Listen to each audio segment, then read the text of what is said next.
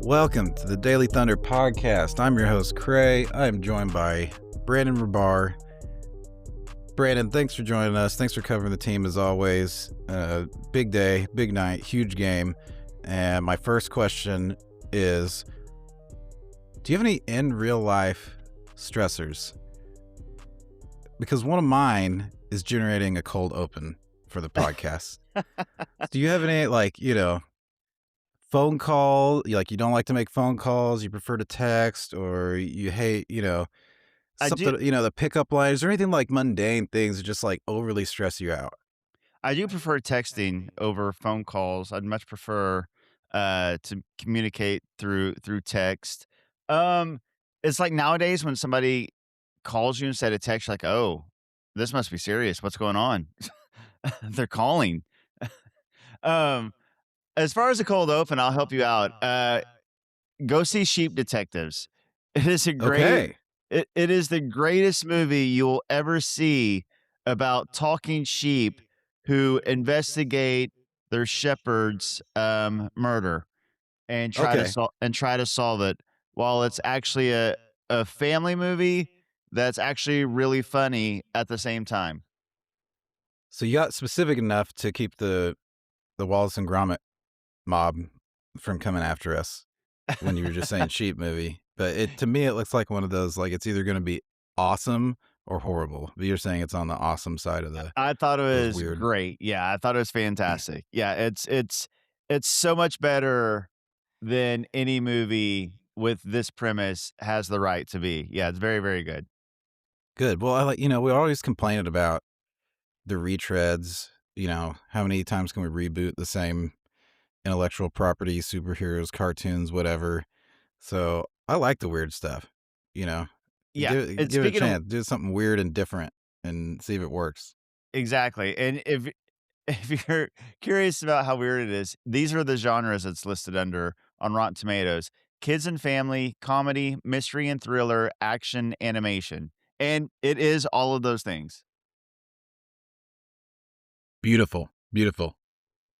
How would you rank it I get between? this is gonna sound ridiculous, but I gave it a 9 out of 10. Whoa, Yeah, nice. yeah, that's how much I It's like in. it. Is it in theaters right now? It is in theaters right now, yeah, Oh my gosh, I got yeah. the nephew coming. We Dude, were so bummed because I can't remember which. We got like a few summer blockbusters, but they're not out. Like they're out like next weekend, yeah, and we're like, we wanted to go to those. All right, I'm gonna put it on the docket. nice. Let me know I'll what you report think. back. Yeah. Yeah, awesome. What about okay, so if you had to pick watching the sheep, I forgot the name. The Yeah, sheep movie? Sheep Sheep detectives. Detectives, or watching Nick's calves in the street on a TV in the back of someone's SUV and their hatchback. I saw a tweet of Knicks fans in the street making their own like watch parties. If you had to pick, which viewing experience would you recommend? Well, I will say if I was a Knicks or Cavs fan, that actually sounds awesome, but I'm not a Knicks or Cavs fan, and I don't really believe that the victor of that series is gonna make a dent in the NBA Finals against the victor in the Thunder Spurs series, so I'm gonna go Sheep Detectives, absolutely, hands down. Awesome. Yeah, I find the Knicks fans mostly annoying, but sometimes they're pretty charming. You got to admit, the New York Knickerbocker crazy people, and I would say the further they actually advance, they're 2 games away from the finals. Mhm. Now I'm like, okay, you can be wild and crazy and act like this is a big deal. It's when it's like the first round Yeah. and they go up 1-0, Yeah. and Yeah. they're like, we own the league, and it's like, okay, calm down, calm down. But yeah, I'm with you. I mean, I love playoff basketball, but if anyone's like us, they're probably watching the Thunder game. They're scarfing down the podcast, reading the articles, fighting on Twitter, Mhm. stressing like we don't need to worry about the Knicks or the Cavs yet. Like we might not ever, like Yeah. not even if we play them, it might not be worth studying how they play each other in the Eastern Conference Finals. So give yourself a breather. Yeah. Reset. Be a normal person. You don't have to be a basketball junkie actually 24/7. Yeah. It really feels like the Western Conference Finals is the NBA Finals. That's the way it feels. Yeah, unless by war of attrition and, killing each other, Right. everyone's injured and everyone's so tired, Right. that they're just one of the team that makes it advances is like a shell of itself. But I think it'd be pretty tough not to imagine Thunder or Spurs being a heavy favorite on the other side of this. Yeah, 100%. Okay, well, let's jump into the actual series then. So I'm going to ask you kind of the three things on what made that difference in the Thunder going from that close loss in the first one to winning the second one. How would you rank these three factors? One, two, three. Coaching adjustments, player performance and execution, and injuries and health of the roster. How would you rank those as being the difference maker from the Thunder beating San Antonio in game two? All right, I definitely would rank injuries number 3, because, obviously JDub exited the game early, which is a huge bummer. That's a whole other topic. Dylan Harper left early, and De'Aaron Fox didn't play, but I would rank that 3rd. It's very close between the other 2. I would probably say 2nd.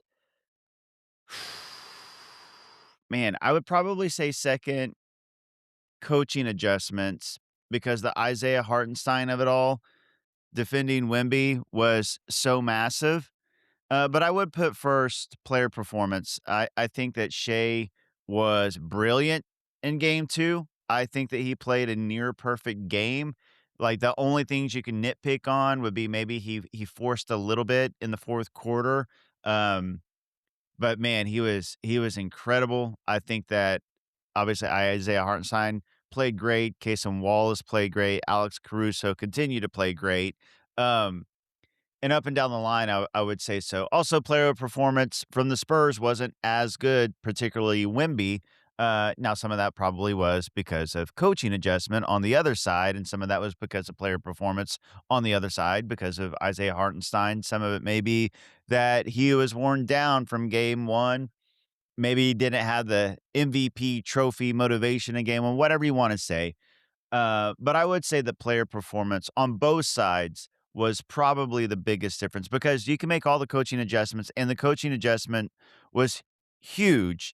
And I don't think the Thunder win this game without that coaching adjustment, but the players still got to perform. And I think the Thunder players up and down the roster, even a guy like Jared McCain, if you look at his box score, the shooting percentage doesn't look great. But if you watch the game, I thought he played a great game and made a big impact. So yeah, I would say player performance number 1.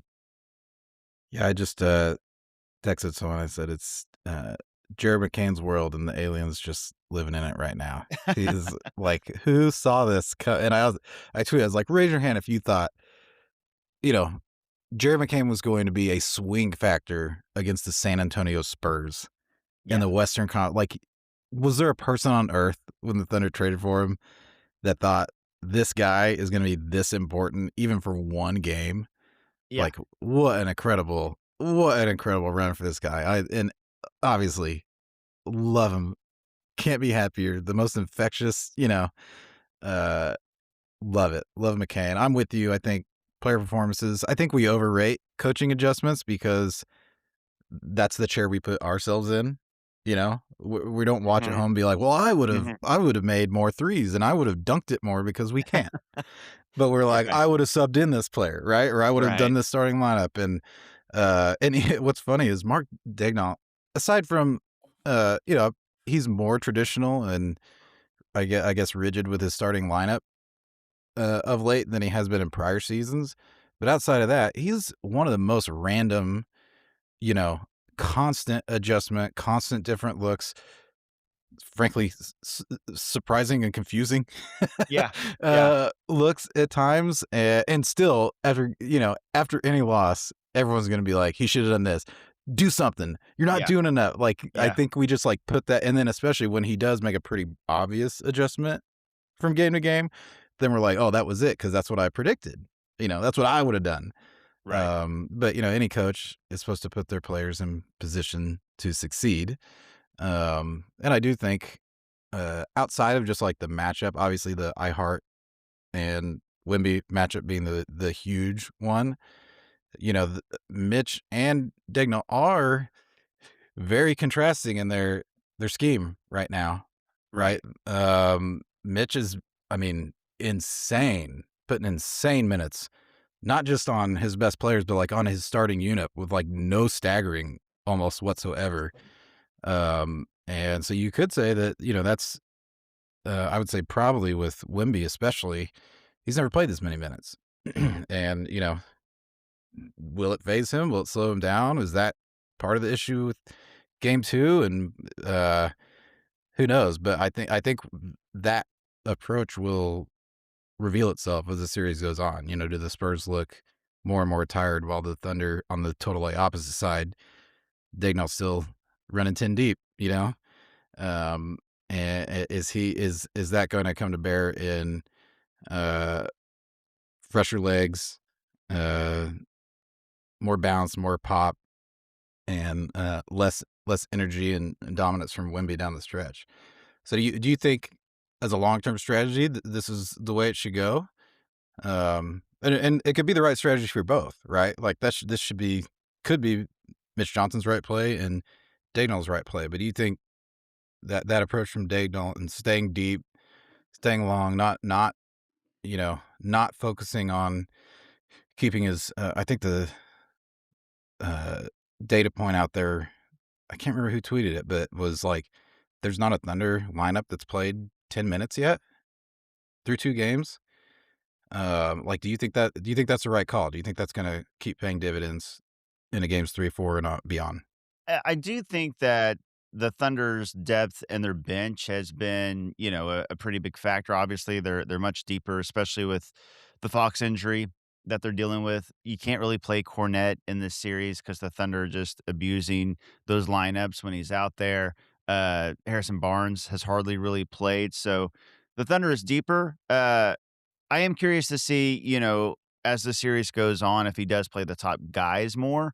If we see more Chet, Hartenstein, AJ Mitchell, Alex Caruso minutes and maybe, not go 12 deep every game like we've seen, or at least 11 deep. I'm not sure what the answer is, honestly, because, playoff history shows us that coaches usually, tighten up the rotations and go with their 8 best guys, which makes sense because those are your best players. So you want to play them more. But then you get into a series like this, which is just like this clash of the Titans, super physical, super demanding. Guys are going out, unfortunately, with injuries. So you're like, well, yeah, flex your bench, flex your depth, and see which guys are hot any particular night. Like everybody called for Isaiah Joe to play in game 2, and he played. He didn't hit any shots, but I do think that his minutes were effective because of his shooting gravity, his spacing. He got a couple good shots off; they didn't go in. So it's a tough deal. I honestly don't know the right answer. I think it's a game to game thing. I think some games will call for, hey, this guy's hot. McCain's coming in and he's hit 3 of 4 threes. Let's keep riding him. And his gravity. AJ Mitchell looks great this game. Lou Dort doesn't look as good this game, so don't play him as much. So I think it's kind of a game to game sort of thing where maybe some nights it's better to play your top guys more, and some nights it's better to use that bench and flex that depth. Yeah, and I think that's the right approach. Everyone, it's the biggest cliche in the world of overreacting to one game of playoff basketball, and we still do it every single time. Yeah. And I think especially with a series this close, like I don't think we're close to the end of the kitchen sink of Right. strategy from either side and who plays and rotation choices and all that. It is to me refreshing to have a coach that will be less rigid. If the game calls for it, going back to our Scott Brooks years, Hmm. we've had some pretty painfully rigid where we're just begging not to keep doing the thing that's not working. And then even against the of course, the famous one, Kendrick Perkins against small ball Heat in the finals, Right. just digging a hole every single game to open the game. No difference, no change, no adjustment. And then the one that honestly I have PTSD over is actually the 2014 Spurs series. And I'll never get out of my head. It was, I think Derek Fisher, I think he was like 41 years old. or Yeah. something, and he's like into overtime playing like 40 minutes and guarding Tim Duncan in the post. Yeah. And the rotation was down to like five guys and Derek Fisher and no one else. The Brooks trusted it. And I was just like, oh my gosh. Oh my God. Yeah. I'm still not over it. I'm so, I was like, I don't think Dagnall would do that. No, absolutely not. Dagnott would not have Fisher out there in a position where he could get switched on to Tim Duncan. Absolutely not. That would not. Now, Over obviously, and this over and over and over and over and over. yeah, it was just like watching it in real time. I remember being in the arena and watching that in real time and just like, what is Brooks doing? Obviously this team is deeper and it would have more options to throw at the Spurs, but man, that is brutal. It really feels like, going back to the 2012 finals, I'm overplaying Perk and then that, Western Conference finals against the Spurs that you're referencing. It feels like if Daignault would have been there, y things may have been different. Yeah. And, you know, in defense of Scotty, I'm sure if he was here, he'd be like, give me 13 playoff ready players Right, and right. see what I do. But, I don't think, I don't think our frustrations were totally unfounded, at least. Um, okay. Well, let's jump into the big question. So game, game two, and I agree, game ones and two, I think injuries are pretty even. And I think especially as JDub and Harper, unfortunately both, had to get bounced from game two due to their injuries that hopefully are minor in both cases. But Jadob's was his fourth, we believe, hamstring injury or re-aggravation. So, let's just talk Jadub. Personally, I'm quite worried. And I'm worried, one, that just just plainly he's just done. Just like I think I did the math, and every other stretch that he's missed has been shorter than the days from now to the last game of the finals. So it's hard not to be cynical, even though he's listed as questionable and day to day, and it was officially a hamstring tightness issue and not a restrain or tear, whatever the medical term would be. But I think one, it feels pretty tough to be optimistic that he will just be able to come back, period. And then two, I'm worried, as we were discussing a little bit, that he'll come back, he'll push and push and push and work his way back. And, all the factors will say that it's safe to play him, but that has been true several times already this season. And then last season, uh, played through a wrist injury on the way to the title, and that derailed the whole opening part of this season. And I'm just worried that this pattern, like these are long seasons, he relies so much on his explosiveness as a player, even more, I would say, than his shooting. And I'm worried, one, that he's not going to be available. And then I'm worried too, if he is available, that it's just going to end up in a worse than like a strain or a tightness issue, and more something that's going to actually drag out into another off season in some other way that, jeopardizes the start to next season. So how worried are you about J-Dub, and do you have any at all kind of guess as to whether he's going to be able to play again in this series? Obviously, worried about J-Dub for sure because this hamstring injury keeps popping up, and it's just so unfortunate for J-Dub. Like, the Thunder have taken all the precautions and been conservative with rest and being very cautious with the injury to make sure that he is good to go and healthy for the playoffs. And J-Dub himself, working so hard every time to get back, and then he gets back and he looks great. He looks like himself. He looks like the all NBA player. He looks dominant, and then it happens again. And that's just unfortunately the nature of hamstring injuries. And especially when you have a player as explosive, as J-Dub is. I will say there is some encouragement to the fact that it's listed as day to day and he was listed as questionable. He's listed as questionable right now for game three, even though, we all assume that he's not playing. He is technically listed as questionable. And day to day and hamstring soreness and tightness is definitely more encouraging than, hearing that it's, a strain. and that it's week to week or whatever. Now, is there some gamesmanship being played between the two teams? They don't want to give away scouting reports and all those things. For sure, probably that's probably some of it. But the Thunder have always been, honest in their approach with the injury report. So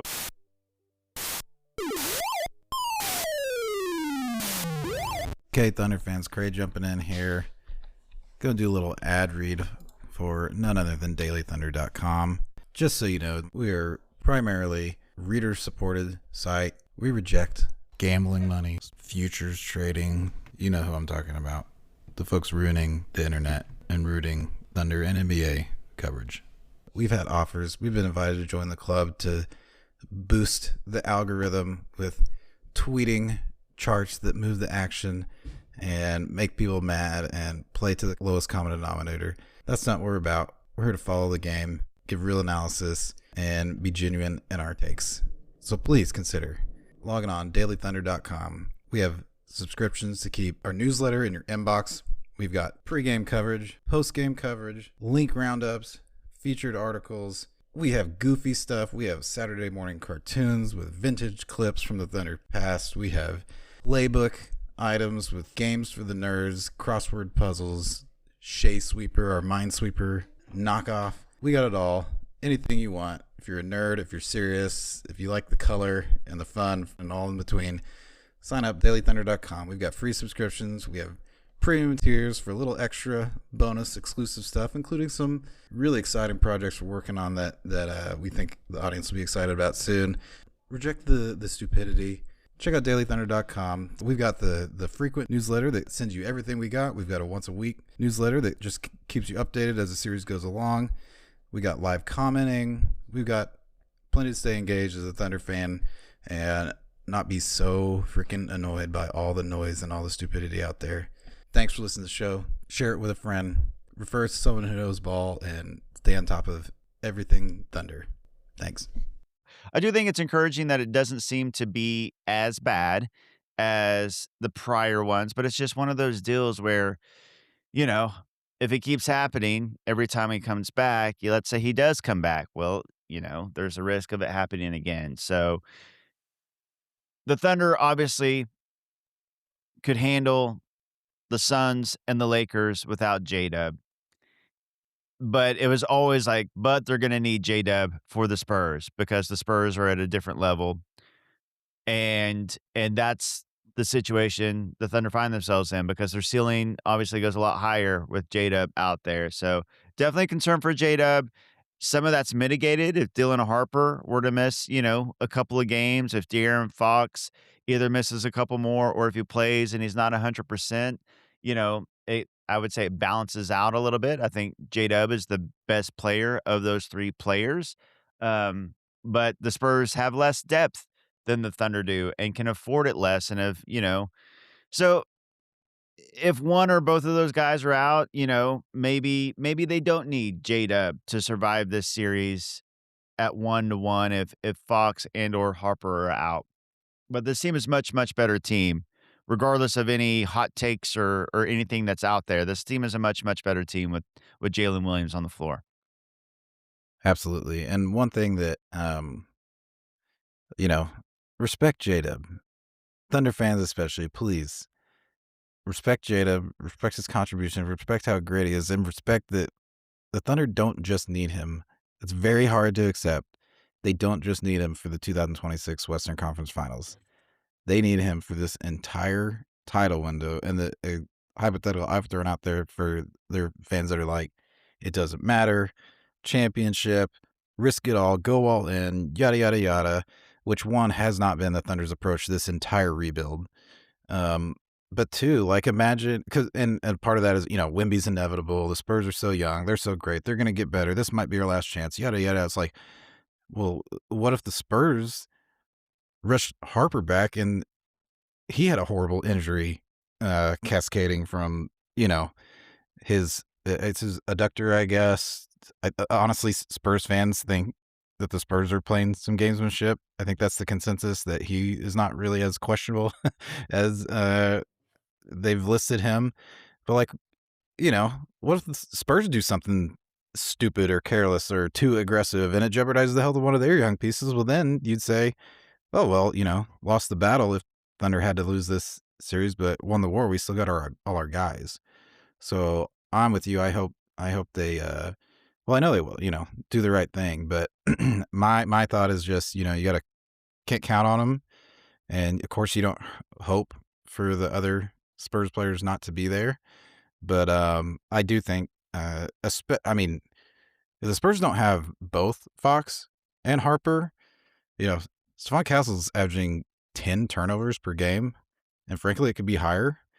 Um, I mean, I think that is a much worse, a much more damaging, as great as Jalen Williams is, to their rotation, because they're shorter to begin with, shorter depth to begin with, and not having a real playoff ready ball handler that can survive Dort and Wallace and Caruso and Shea. And, like, they would be in serious trouble, I think, regardless of JDub being in or out.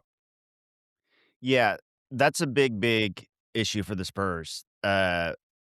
With Fox out and Stephon Castle being the primary ball handler, man, 20 turnovers in 2 games is just wild. And, some of that is Stephon Castle isn't built to be a primary ball handler. He is a great player. He is a great player, but that's just not, meant to be his role. That's supposed to be De'Aaron Fox, and then Dylan Harper can handle some of that as well.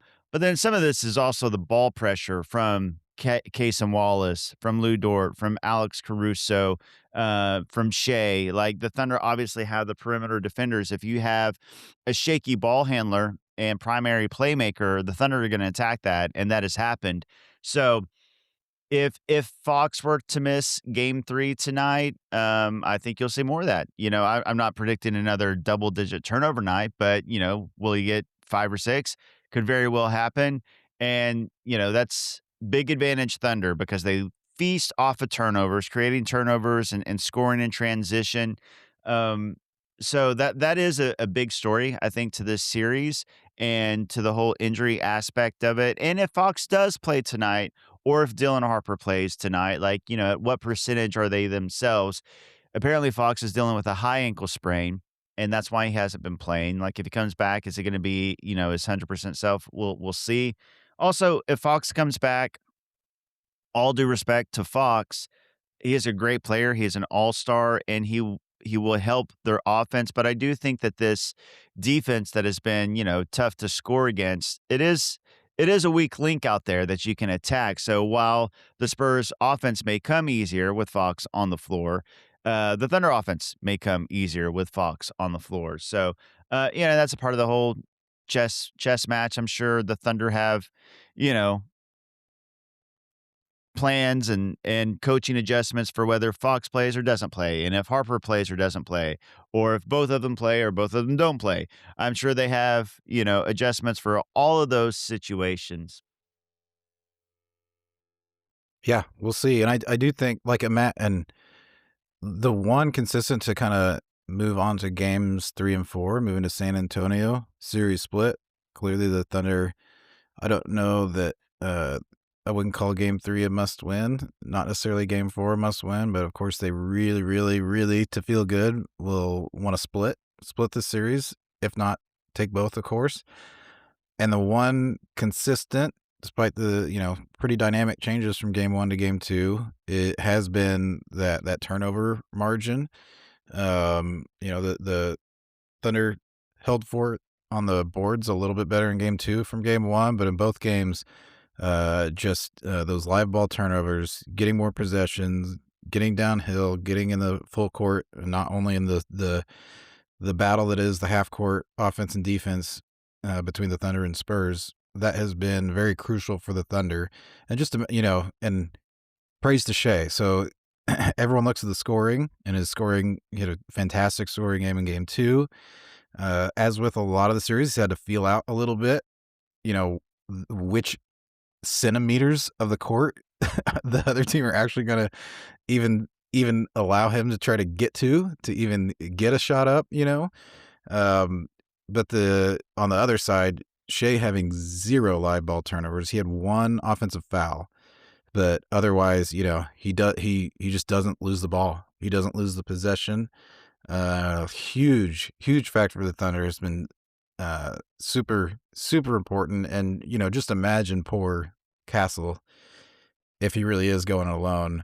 Imagine if the Thunder were like throwing extra bodies at him. So to me, like, even if he's, like you said, he could drop his turnovers down. Say he has 3 turnovers, but he might have to adapt so much to that increased ball pressure from the Thunder guards that it just starts their offense on so much on a worse foot, and they're less aggressive, and they're getting into their stuff slower. And uh, yeah, I think yeah. So let's talk game 3. You know, do you see the Thunder maintaining that? Both teams obviously have tons of intensity. Everyone's commenting on it. Defense is not going away. Battle for the boards will probably always tilt in the favor with the team with the alien that's 8 foot tall.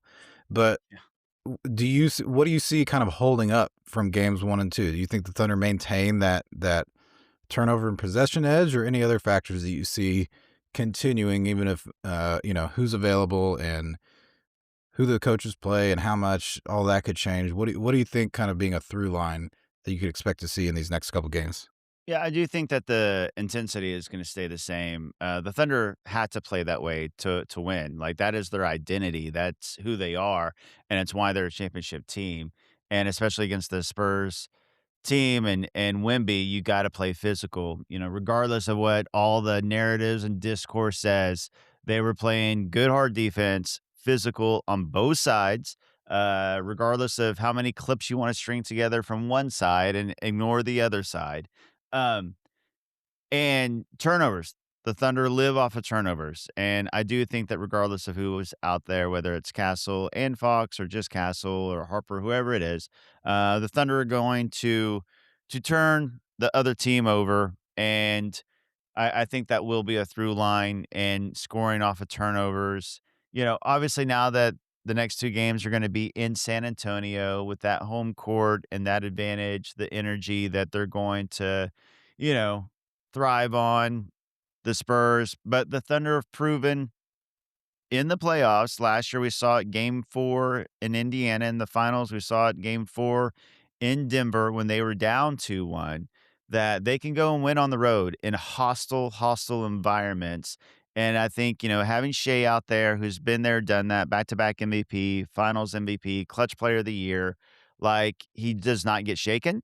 And that doesn't mean that they're necessarily going to win or not win one or both of these games, but I do trust Shea in these situations. I trust Alex Caruso in these situations. And this is where, like, championship experience comes into play, like when you're in these hostile environments. But the Thunder are going to be who they are. And that's going to be physical defense, turnovers, ball pressure, all those things that make the Thunder the Thunder. Yeah, I mean, as well as me, how much have we seen everyone demanding Jordan rules for Shea all season? Yeah. Yeah. And it has reminded me of Steph Curry. Like, why aren't they pushing around more? Like, they don't believe that he's that efficient of a shot maker, and they just think, oh, get a little more physical. This is fake. He's not a legendary scorer, even though he has been objectively. But then, you know, physicality for Wimby, that's that's not fair. You can't be rough with the 8 footer.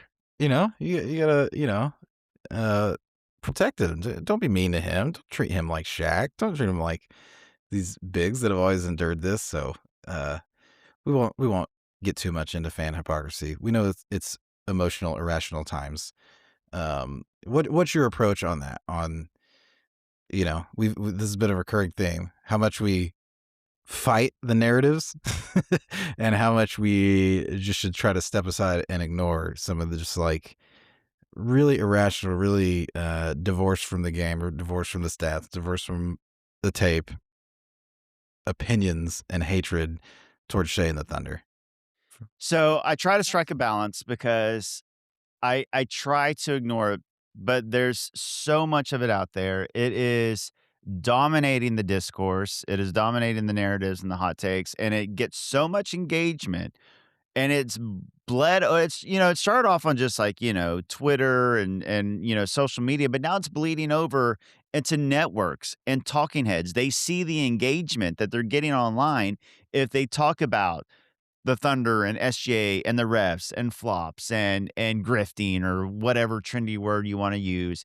Um, so they're all doing it. And it's very, very unfortunate to see. And I wish we could ignore it. I wish I didn't have to ever tweet about it or talk about it. But I do think that there is a responsibility for the other side who watches the games and knows the stats and knows the facts and knows that those hot takes do not line up with what the actual facts and stats say. I think there's a responsibility for some of us to speak up and talk about it on podcast or the radio or tweet about it or write about it in a blog or whatever it is, uh, or else this one-sided false narrative is the only one that's getting pushed, and unfortunately, it's the only one that really gets clicks. You could you could string together a clip, a highlight reel, if you will, of Wemby diving at Shea's knees, bull rushing Alex Caruso, elbowing Nas Reed in the throat, uh, pushing down Jay Will, grabbing and holding Chet on rebounds, grabbing and holding Isaiah Hartenstein. And you can create a narrative and be like, flopping on shots. yeah, flopping on shots. Yes, absolutely. You could absolutely string that highlight reel together, create a narrative, and say that Wemby is a dirty player, or Wemby is a flopper, or Wemby holds, 98% of the time on rebounds. And you can put that out there. I'll tell you what's going to happen, though. It's going to hardly gain any traction whatsoever because the NBA world at large doesn't want to hear that. They don't want to see that. They don't want to. Right now, in their minds, they're the good guys for some reason. But if you string together a clip of fill in the blank Thunder player doing the same things, that will get you, 3 million impressions. It'll get you 12K likes. And that's just the way it is. And that's the unfortunate, you know, NBA stratosphere we're living in right now as far as like hot takes and discourse goes. And so I do think there is a responsibility, as much as I would love to ignore it. Some of the actual facts and stats need to be out there. So I try to balance it. I try not to react to everything because there's so much out there. But every once in a while I can't help it, and I gotta push push back a little bit because it's honestly very unfortunate. This is a very likable team that's easy to root for. They were built the right way. They were homegrown. They're good dudes on and off the court. The team chemistry, I think they're easy to root for and easy to like. And they're the foul stuff and the free throw stuff. It's not based in fact, and so I think it's very very unfortunate what has happened. And I tell you what, everybody wants the Spurs and Wemby to win because they see the Thunder as like the dominant team that's going to become a dynasty. If Wemby and the Spurs were to win this series and go on to win a championship, guess what? They're younger. They've got a number 1, number 2, and number 4 overall pick in 3 consecutive years. The Spurs aren't going anywhere either. And are they going to be the villains a year from now, 2 years from now? We'll see. And here's a little pitch. When you're annoyed and you see these, these waves of tweets about Shea's flop rate or free throw rate, go to dailythunder.com. We don't do a lot of this, but go look up one article titled "Shea is not the free throw merchant." And that's a little, and I'll put a link to this in the show notes. That is a challenge, an open challenge, and it's a legitimate challenge. Everyone's seen the clips. I just said, hey, if you've got like comparative clips, like real analysis, and you want to try and show that Shea, give me 10 straight possessions, give me a first quarter, give me a half of basketball, but then do it for the other player.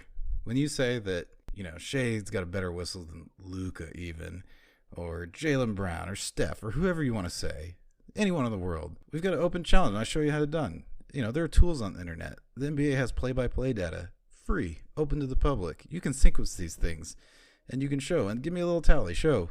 Oh, of these 10 drives, Shea got a foul called on 2, and it should have been 0. Or 5, and it should have been 1. And he flopped, and he exaggerated on 3 out of his 10 drives, or whatever. And then show me the other guy. And prove that he's doing anything more egregious, more frequently, getting more calls, anything like that. Yeah, give a challenge. Don't just fight back and say tweets are stupid. Like, point someone to a blog, and if they want to make a case and don't have anywhere to publish it, and they want to actually say that I can convince you, I can go to nba.com/stats and prove that the Thunder are just getting away with murder and no one else is. Let them throw it together. Help us, give us a little traffic, but also, do something positive with that energy. Call their bluff. The one thing I would say, if you want a firm rule, fans out there, don't do it during the game. The whole watch the game. Yes. You can't avoid it after the game. You can't. It's going to be the post game. It's going to be clipped. It's going to be on the shows. But during the game, ignore, right? Yeah. Think about the game. Watch what's actually happening. Don't get sucked in, because that ruins your experience of what we love about basketball and the Thunder. All right, we got to get out of here. But before we do, what's your prediction? Games 3 and 4. What's the results? What are we going back to Oklahoma City? What's the series going to be between games 3 and 4? Who's going to be up or down or tied? I'm going to say it's 2-2. I'm going to say it's tied. I think the Thunder's goal is going to be to win one in San Antonio, and I think somehow they pull it off, whether it's game 3 or game 4. They've bounced back so well from losses in playoffs historically. And, we saw last year, like I said earlier, in the Denver and Indiana series, they found a way to scratch and claw and to win a game. There's the whole wild card of it all with injuries, but, end of the day, if I had to predict, I'm going to say it's 2-2 going back to OKC. Exciting and terrible and miserable. Yeah. If that's the case. I'm going to stick with, as a point of pride, I'm being more of a sunshine pumper than Brandon Rabar. Let it be heard. I'm going to stick with my Thunder in 5. Nice. Don't know if I believe in it as much as I did going in, but I'm going to say, especially if the Thunder take game 3, I think they can take game 4. I think a little bit of those composure issues and inexperience issues and whatever else is working that went in the Thunder's favor in game 3 could amplify, and we can say, oh, Spurs weren't as ready as the champions, So we'll see. I'm definitely prepared for anything, but I'm going to stick with Thunder in 5. All right. Well, thanks so much, Brandon. Appreciate it as always. Follow Brandon on Twitter at Brandon Rabar.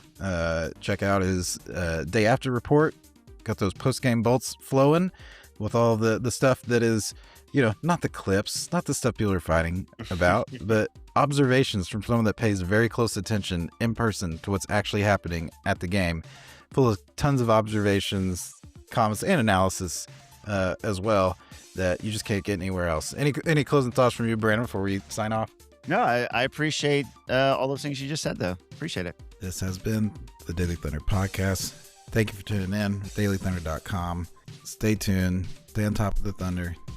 And we will see you after Game 3.